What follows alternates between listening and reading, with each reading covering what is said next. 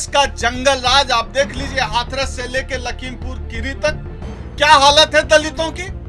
वहां जंगल राज नहीं दिखेगा क्योंकि वहां ठाकुर का शासन है, क्योंकि वहां सवर्ण का शासन है। जहां सवर्ण का शासन होगा वहां मंगल राज, और जहां बैकवर्ड का शासन होगा, बहुजन का शासन होगा, वहां जंगल राज। बाकी लोग जो बोल रहे हैं झूठ, मतलब तो प्रधानमंत्री जी की तो रोज ही जबान फिसल रही है। कहां से डिग्री लेकर आए हैं इंटायर पॉलिटिकल साइंस। इस पृथ्वी पर, इस ग्रह पर तो ये डिग्री कहीं नहीं पाई जाती है। जिनकी आस्था आहत हो जाए, हम तो चाहते हैं कि आस्था आहत होनी चाहिए। वाइस चांसलर क्यों नहीं बना रहे? जेएनयू जैसे विश्वविद्यालय में, तमाम सेंट्रल यूनिवर्सिटीज में एक भी वाइस चांसलर क्यों नहीं है? इस देश में जनेऊ के अलावा किस चीज का अनुसंधान हुआ है बताइए? जातिवाद का जो जहर है ना, वो एड्स के वायरस से भी खतरनाक है।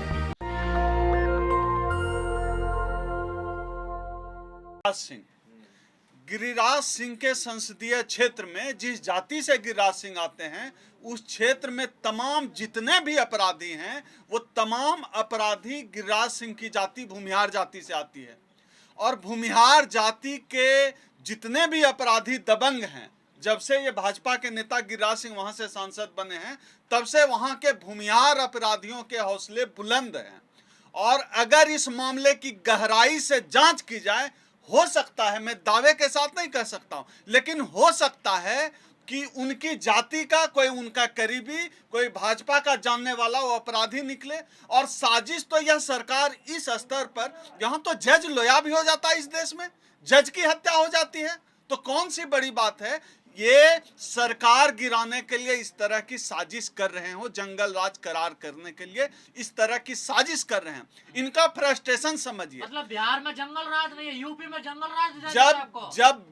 जब भी किसी बैकवर्ड का, दलित का शासन होता है, तो इन बीजेपी वालों के लिए, इन मनुवादियों के लिए, इन मनुवादी मीडिया वालों के लिए, चित्रा त्रिपाठी, अंजना ओम कश्यप जैसे जितने मीडिया वाले, सवर्ण मीडिया वाले हैं, इनके लिए जंगल राज हो जाता है। बैकवर्ड का शासन जंगल राज, और जो सवर्णों का शासन आ गया तो मंगल राज।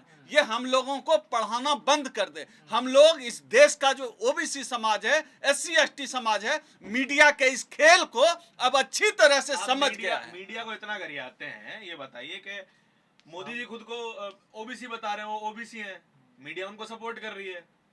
मैं हमेशा एक बात कहता रहता हूं कि हमें जाति का नेता नहीं चाहिए, जाति की बात करने वाला नेता चाहिए। अगर जाति का नेता से काम चल जाता, तो जो राष्ट्रपति बने थे हमारे कोविंद जी, उनके साथ जब वो राष्ट्रपति थे, सबसे अधिक दलित उत्पीड़न हुए।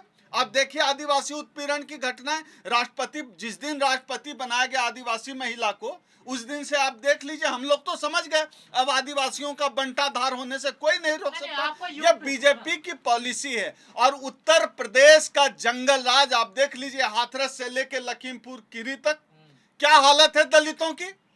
वहां जंगल राज नहीं दिखेगा क्योंकि वहां ठाकुर का शासन है, क्योंकि वहां सवर्ण का शासन है। जहां सवर्ण का शासन होगा वहां मंगल राज, और जहां बैकवर्ड का शासन होगा, बहुजन का शासन होगा, वहां जंगल राज। यह खेल मीडिया का बनाया हुआ परसेप्शन है, क्योंकि यह मीडिया अच्छी तरह से समझती है कि ये लोग जब सत्ता में आते हैं तब इनका खेल खराब होने लगता है। तब आरक्षण की बात होती है, निजीकरण के खिलाफ लड़ाई की बात होती है, हक की बात होती है, दलित उत्पीड़न के खिलाफ बात होती है, रोजगार की बात होती है, संविधान और लोकतंत्र की बात होती है। और इनको खेल करना है धर्म के नाम पर वोट वसूलने का। तो इनके धर्म की काट जाति से है। आप बताइए, आपको जंगल राज नजर आता है? आप देखिए, क्यों नहीं आता आपको जंगल? बिहार में जंगल राज है ही नहीं। आप सीधा सीधा इग्नोर कर रहे हैं कि जो घटना हुई है उसमें सरकार का कोई रोल नहीं, और सरकार फेल हुई है उस घटना को। सरकार के फेल्योर का सवाल ही नहीं, वहां तो जांच का विषय है। जो मैं फिर से बता रहा हूं, जिस भौगोलिक क्षेत्र में वह घटना हुई है, वहां के सांसद गिरिराज सिंह हैं, गिरिराज सिंह की जाति भूमिहार, और उस पूरे भौगोलिक क्षेत्र में सारे भूमिहार जाति के अधिकतर अपराधी हैं। तो जांच होनी चाहिए इस बात की कि जब से वो सांसद बने हैं, मिनिस्ट्री में आए हैं, तब से उस इलाके के भूमिहार अपराधियों के हौसले बुलंद हैं। ये लोग तो जज की हत्या कर देते हैं, ये लोग सरकार गिराने के लिए क्या क्या नहीं करते हैं। मुझे तो उसमें ये लग रहा है, बिहार के बेगूसराय वाली घटना में, कि इस घटना में भाजपा का हाथ है। इस मामले की निष्पक्ष जांच होनी चाहिए कि कहीं भाजपा का तो हाथ नहीं है कि वो कर तो कुछ नहीं पा रहे हैं, क्योंकि जब से तेजस्वी डिप्टी सीएम बने हैं, सरकार बदली है, बीजेपी सरकार से हटी है, वहां रोजगार की बात हो रही है, जाति जनगणना की बात हो रही है, ओबीसी आरक्षण की बात हो रही है, मंडल कमीशन के मंडल आयोग के सिफारिशें लागू होने की बात हो रही है। यह खटक रहा है भाजपा को। यही जो खटकन है, यह मुझे बड़ी साजिश लगती है कि सरेआम बेगूसराय में यह जो घटना हुई है, इस घटना के पीछे वो लोग शामिल हैं, उस राजनीतिक दल के लोग शामिल हैं जिन्होंने बाथे नरसंहार कराया, जो रणवीर सेना को फंडिंग करते थे। वो लोग ये नहीं करवा सकते क्या? जांच होनी चाहिए ऐसे लोगों, और ऐसे सुशील मोदी जी की भी जांच होनी चाहिए। भाजपा के कई बड़े नेताओं का नाम उन नरसंहारों में भी आया था जब दलितों का नरसंहार हुआ था। तो जांच होनी चाहिए, और मैं पूरे यकीन के साथ कहता हूं कि अगर निष्पक्ष जांच हुई तो इनका कोई न कोई साठ गांठ जरूर निकलेगा। यह साजिश है बिहार में पिछड़ों की सरकार को बदनाम करने की। असली जंगल राज तो उत्तर प्रदेश में है। क्या हो रहा है वहां? लखीमपुर खीरी में क्या हुआ? हमारी 2 दलित बहनों की जो है हत्या कर दी गई। क्या हो रहा है उत्तर प्रदेश में? हाथरस में क्या हुआ? हर दिन सरेआम क्या हो रहा है वहां उत्तर प्रदेश में? रविशंकर प्रसाद कह रहे हैं बीजेपी कार्यकर्ताओं के साथ गलत किया है पुलिस ने बंगाल में। और जो बीजेपी कार्यकर्ताओं ने पुलिस के साथ किया है, इतनी बेरहमी से पुलिस की पिटाई की है, वो एकदम अपराधी लग रहे हैं। पुलिस के साथ ऐसा व्यवहार, पीट रहे हैं, लाठी डंडों से पीट रहे हैं। क्या इनके घर में कोई नहीं है? कोई संवेदना नहीं है भाजपा संघ वालों को? गुंडा, ये लोग पूरी तरह से गुंडे हैं। भाजपा और संघ के लोग खुलेआम गुंडागर्दी करते हैं, और इनके गुंडागर्दी पर रोक इस देश की जनता आने वाले समय में लगाएगी। हर दलित बच्ची के लिए स्मृति ईरानी खड़ी है, हर महिला के लिए स्मृति ईरानी खड़ी है। देखिए, लखीमपुर खीरी के लिए स्मृति ईरानी नहीं आएंगी, वो तो झूठ की मशीन है। अभी ताजा तरीन इनका तो ये असल में भाजपा और संघ झूठ की चलती फिरती फैक्ट्री होते हैं। झूठ की मशीन है। झूठ, अभी उन्होंने झूठ बोला ना। एक ताजा जो विपक्ष के नेता है राहुल गांधी जी को लेकर उनका एक बयान आया था कि विवेकानंद की मूर्ति को प्रणाम नहीं किया, निर्लजता किया, और वो वीडियो आ गया जिसमें विवेकानंद की मूर्ति को प्रणाम करके चल रहे हैं। उनकी बेटी का जो बियर बार चलने का मामला है उसमें झूठ पकड़ा गया। ये उनका जो डिग्री है कौन सा पता नहीं, ये लोग किस यूनिवर्सिटी किस ग्रह की डिग्री है, इतना झूठ ये लोग बोलते हैं। वो जवान फिसल जाते हैं। नहीं, बीजेपी वाले बोले तो जुबान फिसल गई, बाकी लोग जो बोले झूठ। मतलब तो प्रधानमंत्री जी की तो रोज ही जबान फिसल रही है। कहां से डिग्री लेकर आए हैं? Entire political science. इस पृथ्वी पर, इस ग्रह पर तो ये डिग्री कहीं नहीं पाई जाती है। कैम्ब्रिज से लेकर भागलपुर और बनारस और जेएनयू जैसे विश्वविद्यालय में। पता नहीं, मोदी जी हो सकता है एलियन होंगे, दूसरे ग्रह से डिग्री लेकर आए हैं, उनकी तो डिग्री का भी पता नहीं है। डिग्री छोड़ी, डिग्री आपका का तो क्या काम है? बीजेपी का विरोध करना। डिग्री पर बात इसलिए हो रही है क्योंकि झूठ बोलते हैं, ये उनके झूठ पर बात हो रही है। देखिए, अब जन्मदिन आ रहा है, थोड़ा सा कम आलोचना करेंगे तो क्या हो जाएगा? नहीं, उनके जन्मदिन से जनता को क्या फायदा होना है? उन्होंने 8 साल में, इस 8 साल में उन्होंने देश की जनता को तबाह और बर्बाद कर दिया है। सबसे अधिक मार अगर पड़ी है मोदी जी के अताताई की मार पड़ी है, उस देश के दलितों, पिछड़ों, आदिवासियों, अल्पसंख्यकों और महिलाओं पर मार पड़ी है मोदी जी के।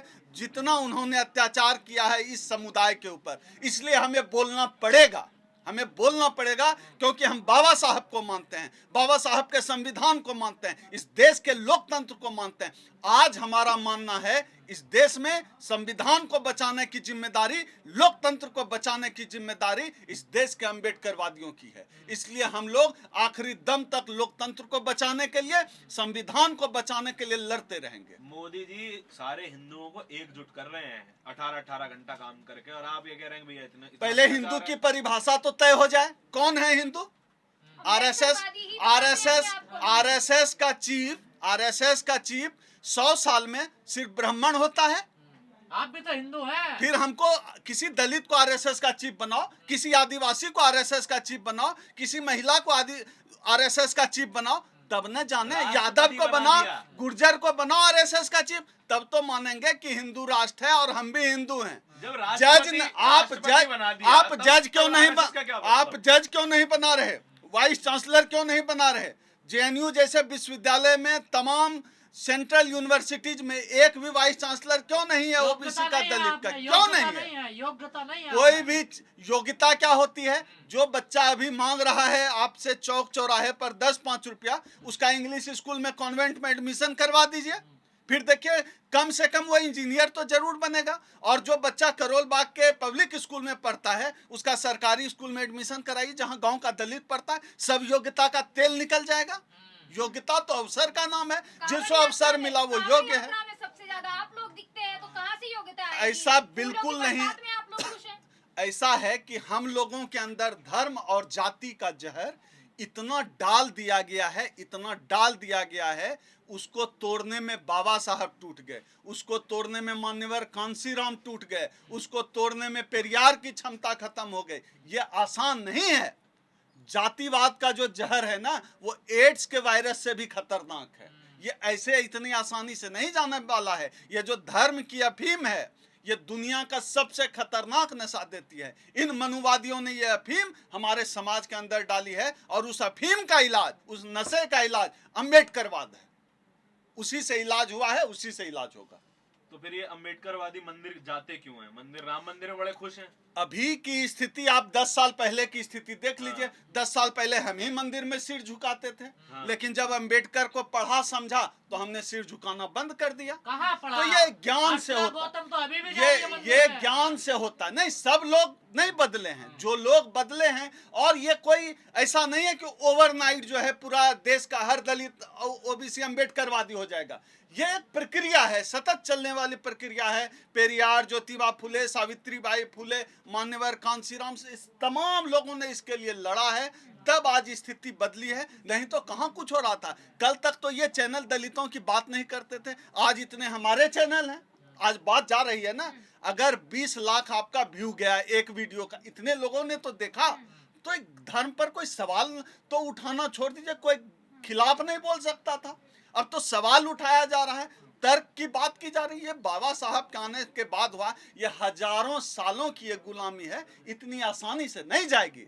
ये लंबा संघर्ष है, थोड़ा उबाऊ हो सकता है, थोड़ा थकाऊ हो सकता है, लेकिन में ही ऐसी दोगला नीति खेली जाती है। पहले मेघवाल के लिए वहाँ पर आते हैं, धर्म और जाति की आलोचना करते हैं और बोलते हैं, और उसके बाद खुद स्टेटस लगाते हैं इस तरीके के, खुद गुरुओं को मानते हैं। नहीं, देखिए क्या है कि वो पर्सनल किसी ने ऐसा अगर किया हो तो उनका पर्सनल इशू हो सकता है, कोई धर्म गुरु को माने या अम्बेडकराइट मिशन नहीं होंगे, 50 भी होंगे, 50,000 भी हो सकते हैं, लेकिन उनको हम उदाहरण नहीं मान सकते।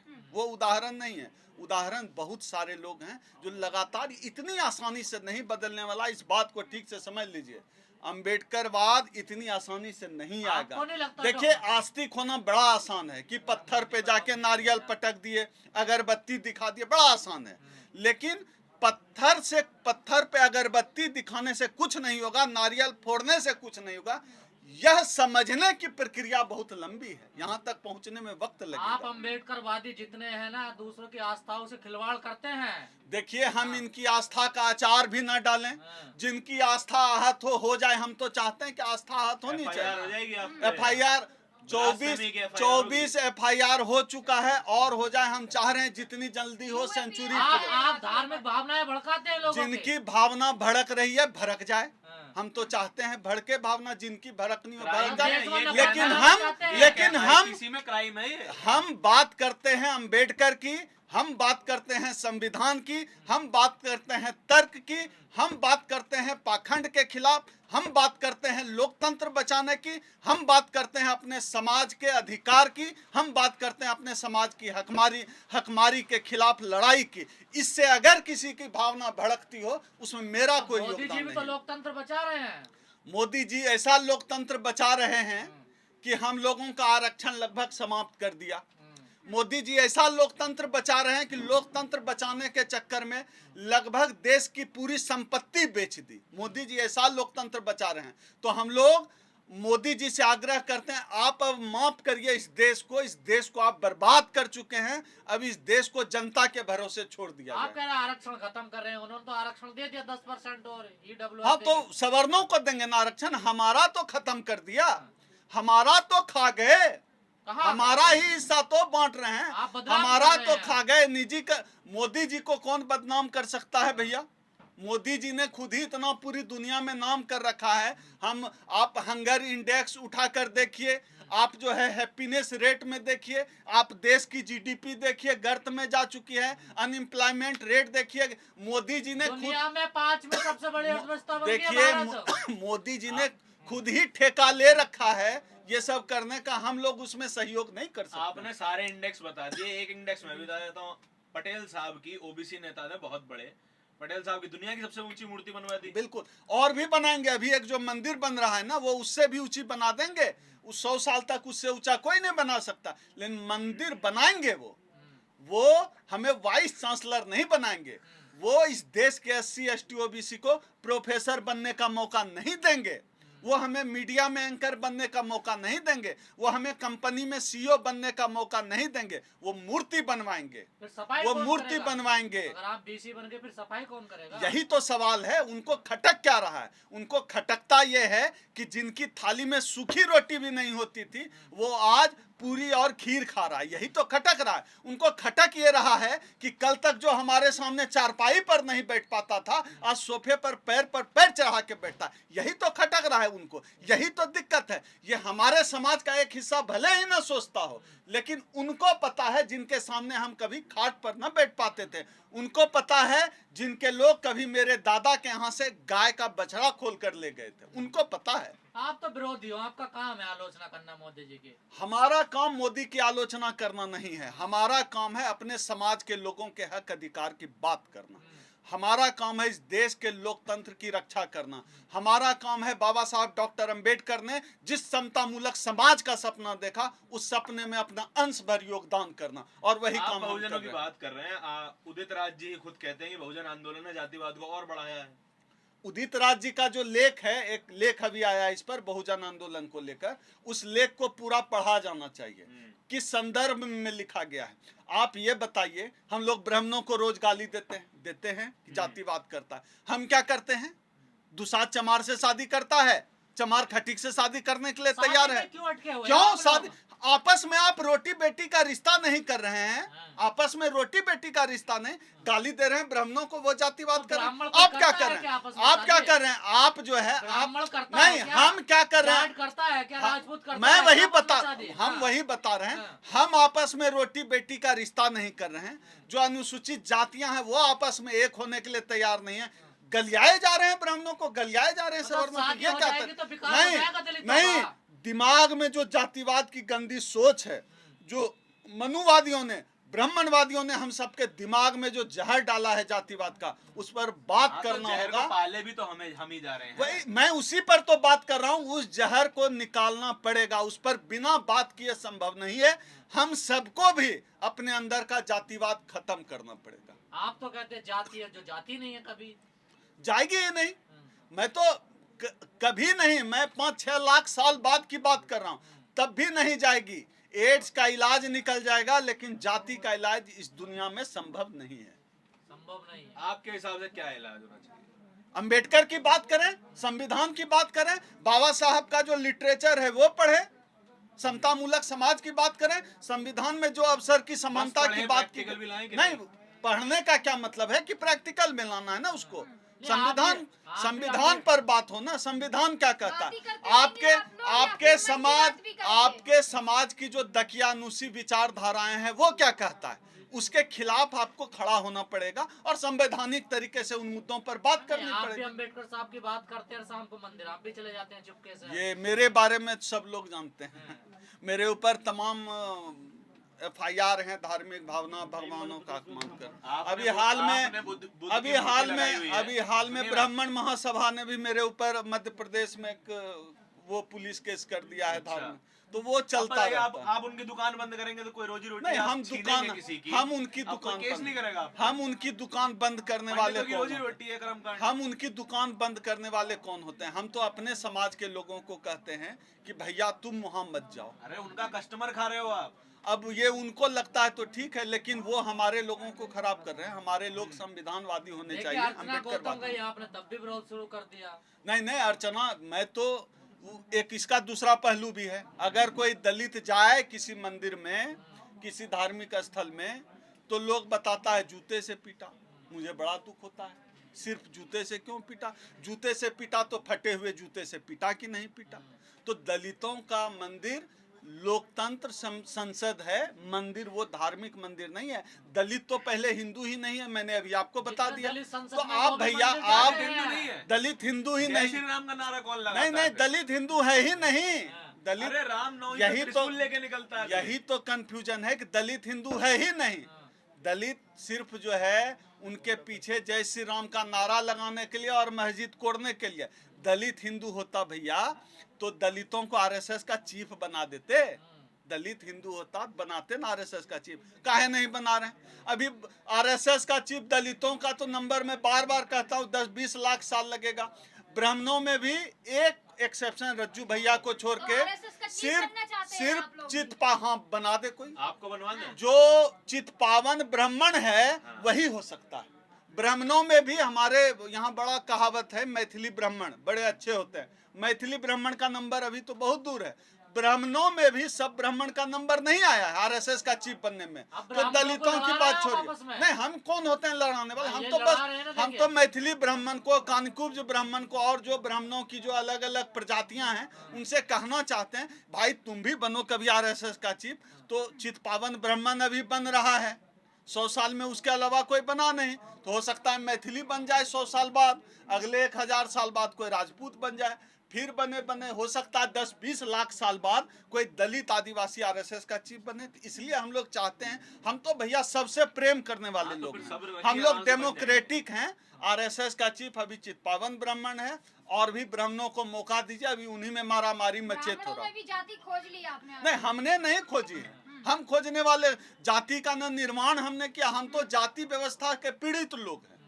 अगर हमने जाति खोजने का काम किया होता, जाति बनाने का काम किया होता तो हम तो ऊपर रहते। हम तो 4 में भी नहीं हैं, हम तो 4 से भी नीचे पंचम वर्ण है, हमें पंचम वर्ण अस्पृश्य कहा गया। तो हम तो उसमें है ही नहीं। हम कौन होते हैं जाति खोजने वाले? जाति खोजने वाले आदि गुरु शंकराचार्य थे, जाति खोजने वाले वो थे। हम कौन होते हैं जाति खोजने वाले? हम तो इस व्यवस्था के पीड़ित लोग हैं। महान प्रोफेसर तो जरूर रहे होंगे गोलवलकर, जिनके लिए संघियों के पास तो कूड़ा कचरा के अलावा कुछ है नहीं।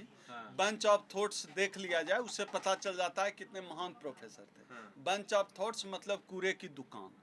तो कूड़े की दुकान के लेखक को के नाम पर इस देश की संसद का नाम हो, ये हम बर्दाश्त नहीं करेंगे। हमारा संगठन अखिल भारतीय परिसंघ बर्दाश्त नहीं करेगा। और इस देश के जितने अंबेडकर को मानने वाले लोग हैं, संविधान में यकीन रखने वाले लोग हैं, लोकतंत्र में यकीन रखने वाले लोग हैं, राष्ट्र की अवधारणा में यकीन करने वाले लोग हैं, वो सब कोई बर्दाश्त नहीं करेगा कि इस देश की संसद का नाम गोलवलकर के नाम पे हो। हम लोग मांग करते हैं, इस देश का हर एक अम्बेडकरवादी मांग करता है कि इस देश की संसद का नाम बाबा साहब डॉक्टर भीमराव अम्बेडकर के नाम पे अम्बेडकर हाउस होना चाहिए। कारण बताइए कि मुझे कि कौन से वो बड़े कारण है कि अम्बेडकर साहब के नाम पे ही होना चाहिए? आप यह बताइए, इस दुनिया का लगभग सबसे बड़ा दूसरा लोकतंत्र माना जाता है भारत का, सबसे बड़ा। और इस भारत का संविधान लिखने का काम डॉक्टर भीमराव अम्बेडकर ने किया। आज यह देश जो कुछ भी है, जहां कहीं भी है, और इस देश में अगर कुछ भी अच्छाई है, डेमोक्रेसी में कुछ भी खूबसूरती है, वो खूबसूरती बाबा साहब डॉक्टर अम्बेडकर के संविधान से है। इस देश की 85 से 90% लोगों की हालत कीड़े मकोड़ों से भी बदतर थी। उनको इंसान का दर्जा दिलाने का काम बाबा साहब डॉक्टर भीमराव अम्बेडकर ने किया। यानी कि लगभग अगर हम 85 और 90% की बात करें और महिलाओं को भी जोड़ दें, तो फिर आप देख लीजिए कि लगभग 95-96% लोगों की जिंदगी में बदलाव लाने का काम बाबा साहब डॉक्टर भीमराव अम्बेडकर ने किया। देश क्या था? इस देश में था क्या संविधान बनने से पहले, अंग्रेजों के आने से पहले? ये कबीले थे यहाँ। अगर बाबा साहब डॉक्टर अम्बेडकर नहीं आए होते, अंग्रेज नहीं आए होते इस देश में, तो इस देश के लोग, हम लोग पत्ता लपेट के पेड़ पे उल्टा झूल के हू ले कर रहे होते। ये था ये देश, कबीला था ये देश। ये बात तो आप, सती प्रथा, अगर आप ये जाति comment प्रथा, करते हैं, धर्म क्या नहीं था? कोई अगर जिस समय पूरे यूरोप में रिनेसा चल रहा था, पुनर्जागरण का दौर चल रहा था 17वीं शताब्दी में, उस दौर में कोई समंदर के पार नहीं जा सकता था इस देश से। इस देश को कहते हैं विश्व गुरु, विश्व गुरु। बड़ा बीजेपी वाले और संघ वाले विश्व गुरु, विश्व गुरु। काहे का विश्व गुरु? एक सुई और बटन नहीं बना इस देश में। आप देख लीजिए आसपास जितनी चीजें, मोबाइल, कैप, वायर, टेबल, कुर्सी, जितनी चीजें हैं, एक चीज आप बटन कुछ भी इस देश में नहीं बना है। काहे का विश्व गुरु? सर कॉटन एक्सपोर्टर हमें कहा जाता था, कपड़ा सबसे ज्यादा हमारे यहाँ बनता था, ठीक है, और वर्ल्ड की अंग्रेजों के आने से पहले वर्ल्ड की 27% जीडीपी हम होल्ड करते थे, इंडियंस होल्ड करते थे, इंडियन सब कॉन्टिनेंट में लोग। तो आप कैसे कह सकते हैं मैं फिर वही सवाल दोहरा रहा हूँ, इस देश में जनेऊ के अलावा किस चीज का अनुसंधान हुआ है बताइए। मैंने जितनी चीजें, एक सामान का नाम बोलिए आप। सुई बना, हाँ ये हो सकता है, ठीक कहा इन्होंने। गोबर बिकता है इस देश में 5 रुपया 50 रुपया किलो, वो 1000 रुपया। गोबर बेचने के अलावा गाय का मूत बिक सकता है, गाय का मूत पी सकते हैं, ये गोबर बेच खरीद सकते हैं, ये हो सकता है इस देश में। बाकी बटन और सुई भी नहीं बना है। बनाया क्या इस देश में? इस देश की सत्ता ब्राह्मणों के हाथ में थी, ज्ञान उनके पास था, ज्ञान के केंद्रों पर कब्जा उनका था। क्या किया उन्होंने? जनेऊ बनाया। जनेऊ इस देश का मौलिक जो है खोज है, मौलिक अनुसंधान है। जाति व्यवस्था इस देश की मौलिक खोज है, मौलिक व्यवस्था है। यह बात मैं मानने के लिए तैयार हो सकता हूं, इस बात पे मैं सहमत हो सकता हूं। बाकी इस देश में कुछ नहीं बना, इसलिए जो विश्व गुरु का नाटक करते हैं, इस देश में 90% लोगों के साथ भेदभाव करते हैं आप, जाति के आधार पे, धर्म के आधार पे, जेंडर के आधार पे। देश है ये कोई? पता नहीं। मुझे तो हमेशा यह लगता है कि अभी यहाँ हमारे यहाँ कुछ लोग बंदर से पूरी तरह भी मनुष्य नहीं बन पाए। इस बीच का ट्रांजिशन फेज चल रहा है। अभी इंसान बनने में समय लगेगा। आखिर क्या कारण है? एक छोटा मासूम बच्चा जिस देश में मटकी छू लेता हो तो उसकी हत्या कर दी जाती हो, कोई मूछ रखता हो तो हत्या कर दी जाती हो, उस देश को देश कहेंगे? इन लोगों ने जंगल बनाकर रख दिया इस देश के सवर्णों, इस देश में जो सत्ता में रहे उन लोगों ने जंगल बनाकर रख दिया है। ठीक है, हमारे देश में कथावाचक है वो काफी तरक्की कर रहे हैं सर, बहुत पैसा ले रहे हैं मोटा। इस देश में गोबर बिक सकता है, गाय का मूत बिक सकता है, जो उल जुलूल बोलने वाले जो कथावाचक हैं उनके ऊपर पैसा बरस सकता है। यही हो सकता है, यही संभव है इस देश में। तो कथावाचक गलत काम कर रहे हैं? नहीं, गलत और सही करने वाला मैं कौन होता हूँ? ये तो खुद पूछें जो लोग उनके पैरों में जाकर लटकते हैं, जिनके छू देने से तिल मिलाने लगते हैं, जो कभी काला पर्स रखने बोलते हैं और कभी पीली जिलेबी खाने बोलते हैं। ये तो खुद से सवाल करें। सर बाबा साहब की जो प्रतिमा है उसको लोग बर्दाश्त नहीं कर पाते हैं गाँव में, शहरों में, तो संसद का नाम कैसे बर्दाश्त कर लेंगे? यही सवाल तो यही है, लेकिन आपको सवाल तो उठाना पड़ेगा। यही सवाल है कि जो लोग बाबा साहब की मूर्ति नहीं बर्दाश्त कर पा रहे हैं, वो बाबा साहब के नाम पे संसद कैसे बर्दाश्त करेंगे? इसी सवाल भी यही है और हमारी लड़ाई भी यही है। हमने इसके लिए लड़ाई छेड़ दी है। पूरे देश भर में हम इसके लिए कार्यक्रम कर रहे हैं। अभी 3 दिन में सिर्फ इसके लिए 3 दिन में राजस्थान में रहूंगा। उसके बाद अभी तेलंगाना के हमारे प्रदेश अध्यक्ष महेश्वर राज जी के नेतृत्व में और हमारे राष्ट्रीय अध्यक्ष माननीय डॉक्टर उदित राज जी के नेतृत्व में यह लड़ाई शुरू हुई थी संसद का नामकरण करने की। 10 दिसंबर 2020 को हमारे संगठन के राष्ट्रीय अध्यक्ष डॉक्टर उदित राज जी के नेतृत्व में संसद का घेराव किया गया था। अभी हमारे तेलंगाना के प्रदेश अध्यक्ष जो महेश्वर राज जी हैं, उन्होंने इस अभियान को, पूरा अभियान में जी जान से लगे रहे। परसों वहाँ की विधानसभा में पारित हुआ है कि ये बाबा साहब के नाम पे संसद का नाम होना चाहिए। ओवैसी जी का भी ट्वीट आ गया है। तमाम लोग, तमाम राजनीतिक दलों के लोगों से हम लोग संपर्क कर रहे हैं। अपने समाज के जो इंटेलेक्चुअल हैं उनको जोड़ने की कोशिश कर रहे हैं, क्योंकि इस देश के सबसे अधिक अगर गोलवलकर का, सावरकर का नाम रख दिया गया संसद का नाम, तो सबसे अधिक चोट, सबसे अधिक दुख, सबसे अधिक हमला इस देश के अम्बेडकरवादियों पर। सर आप उनका विरोध क्यों कर रहे हो? आप उनका गोलवलकर का बंच ऑफ थॉट्स पढ़ के कोई देख ले। बंच ऑफ थॉट्स क्या है? कूड़े की दुकान है। ये लोग बेमनस्ता की बात करते हैं, हिंदू राष्ट्र की बात करते हैं। हम हिंदू है ही नहीं, हम उनकी बात में क्यों जाए? तो बाकी लोग उनका ना, जिस व्यक्ति ने हिंदू के नाम पर विरोध इसलिए करते हैं क्योंकि हमारा शोषण। वोट क्यों करते हैं हिंदू के नाम पे, ये मैं कह रहा हूँ। देखिए, यह जो पूरी प्रक्रिया है यह आसान नहीं है। वोटिंग की प्रक्रिया, हमारे काफी लोगों को बरगलाया गया है। ये विचारधारा की लड़ाई कोई रातों रात नहीं खत्म होने वाली है, रातों रात हम नहीं जीतने वाले हैं। ये विचारधारा की लड़ाई है। विचारधारा की लड़ाई थोड़ी महीन या महीन पीसती है, लेकिन बहुत अच्छे से पीसती है। सर, जो 131 दलित सांसद हैं, बहुत सारे विधायक भी हमारे देश में, क्या आपने उनसे बात करी कि बाबा साहब के लिए तैयार हो नहीं, जाएंगे? हम लोग सबसे बात कर रहे हैं। हमारा संगठन अखिल भारतीय परिसंघ लगातार उसके लिए कोशिश कर रहा है।